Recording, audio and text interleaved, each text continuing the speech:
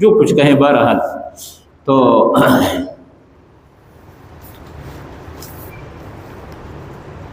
کیا کہا کہ رسول اللہ صلی اللہ علیہ وسلم تم میں موجود ہیں، تم میں رسول اللہ صلی اللہ علیہ وسلم ہے۔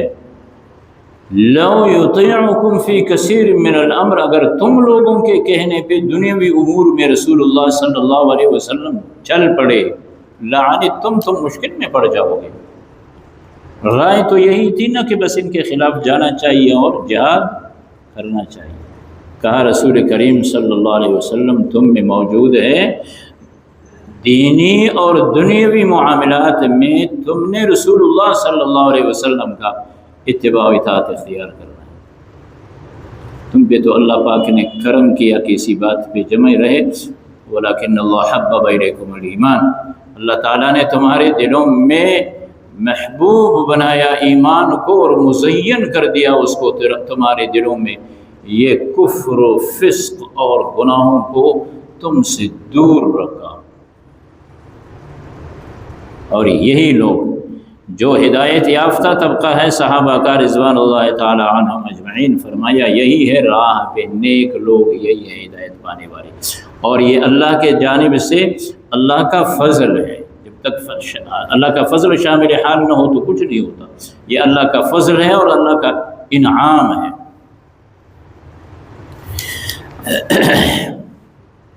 یہ دونوں آیتوں کا خلاصہ تھا آپ کے سامنے۔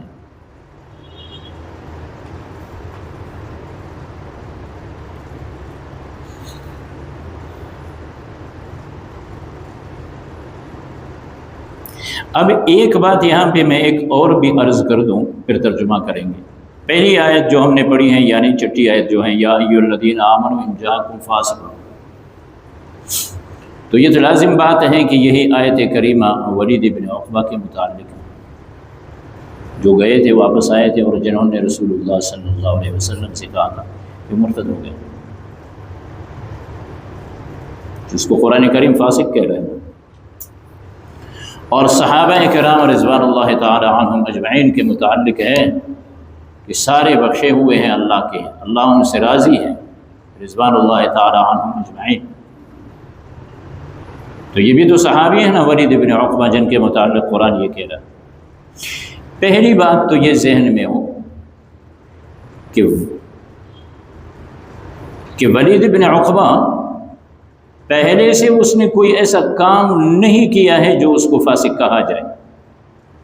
کسی بھی فاسق اور شریر کے متعلق کہا جاتا ہے کہ جب اس طرح کی بات ہو، یعنی اس نے پہلے سے تو کوئی ایسا کام نہیں کیا۔ ان جاءکم فاسق بنبأ، اگر تمہارے پاس کوئی شریر، کوئی فاسق آئے، کوئی خبر لے کے۔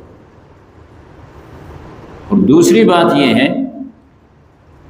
کہ انبیاء کرام علیہم الصلاۃ والتسلیمات وہ طبقہ ہے، انبیاء علیہم الصلاۃ والتسلیمات جو گناہوں سے پاک ہے۔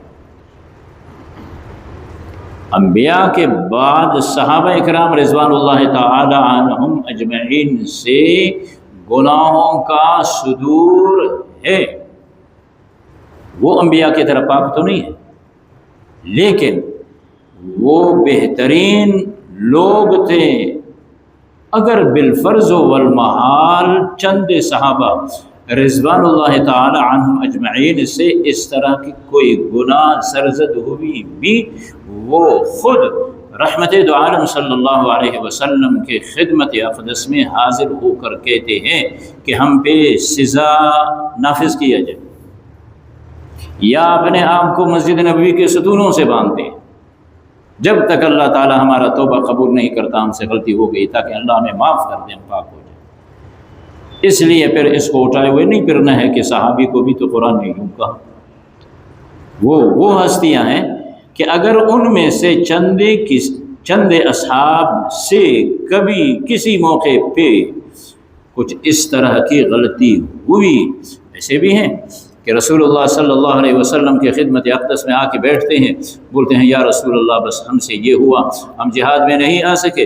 اللہ کے رسول صلی اللہ علیہ وسلم ان کو کہتے ہیں بس ٹھیک ہے، تمہارا معاملہ اللہ کے حوالے ہے۔ پھر اسی کو اللہ کے رسول اتنا سختی کے ساتھ لے لیتے ہیں کہ صحابہ کرام رضوان اللہ تعالی عنہم اجمعین کو ان سے بائیکاٹ کا کہتے ہیں، لیکن اللہ پاک ان کا توبہ قبول کر کے ارشاد فرماتے ہیں علی الثلاثة الذین خلفوا حتی اذا ضاقت علیہم الارض بما رحبت وضاقت علیہم انفسهم وظنوا ان لا ملجأ من اللہ الا الیہ ثم تاب علیہم لیتوبوا ان اللہ هو التواب الرحیم۔ وہ تو واقعہ مشہور ہے، میں نے خلاصہ عرض کر دیا کہ ان کے توبے کا قرآن نے اعلان کر دیا، اللہ کے نبی نے فرمایا تھا تمہارا معاملہ اللہ کے حوالے۔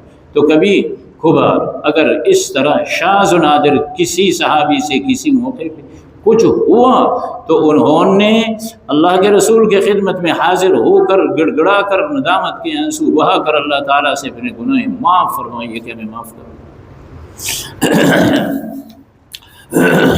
چنانچہ ارشاد خداوندی ہے اعوذ باللہ من الشیطان الرجیم بسم اللہ الرحمن الرحیم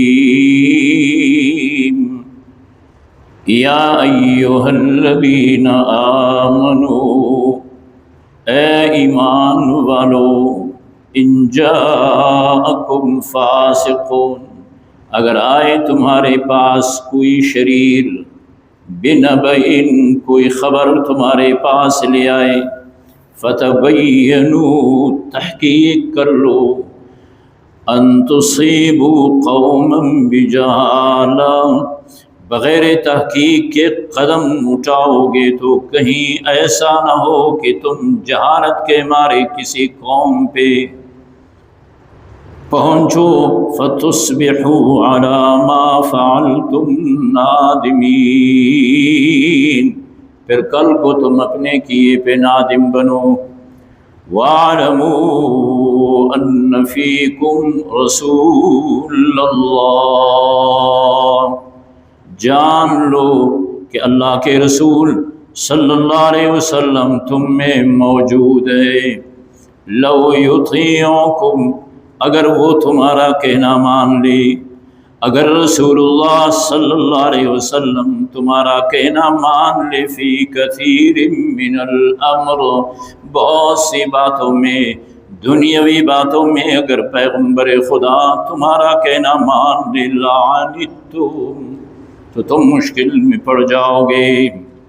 دیکھیے وَلَٰكِنَّ اللَّهَ حَبَّبَ إِلَيْكُمُ الْإِيمَانَ لیکن اللہ تعالیٰ نے تمہارے لیے ایمان کو پسندیدہ بنایا، وَزَيَّنَهُ اور مزین و محبوب بنایا اس کو ایمان کو تمہارے دلوں میں، وَكَرَّهَ إِلَيْكُمُ الْكُفْرَ وَالْفُسُوقَ وَالْعِصْيَانَ اور خراب ٹھہرایا تمہارے دلوں میں کفر و فسوق و عصیان گناہوں کو، کفر اور فسق اور گناہ سے تم کو اللہ نے دور رکھا، تمہارے دلوں میں اللہ نے ایمان کو محبوب بنایا۔ اولئک هم الراشدون یہی وہ لوگ ہیں کہ راہ پانے والے ہیں، فضلا من اللہ ونعما یہ اللہ کا فضل اور اس کا انعام ہے، واللہ علیم حکیم اور اللہ جاننے والے اور حکمتوں والے ہیں۔ اللہم وفقنا لما تحب۔ الحمد للہ رب العالمین والصلاة والسلام علی رسولہ محمد وعلی آلہ واصحابہ واتباعہ اجمعین۔ اللہم آنس وحشتنا فی قبورنا، اللہم ارحمنا بالقرآن العظیم واجعلہ لنا اماما ونورا وہدا ورحمہ۔ اللہم ذکرنا منہ ما نسینا وعلمنا منہ ما جہلنا وارزقنا تلاوتہ آناء اللیل وآناء النہار واجعلہ لنا حجة یا رب العالمین۔ وصلی اللہ تعالی علی النبی الأمی وعلی آلہ واصحابہ واتباعہ اجمعین، آمین۔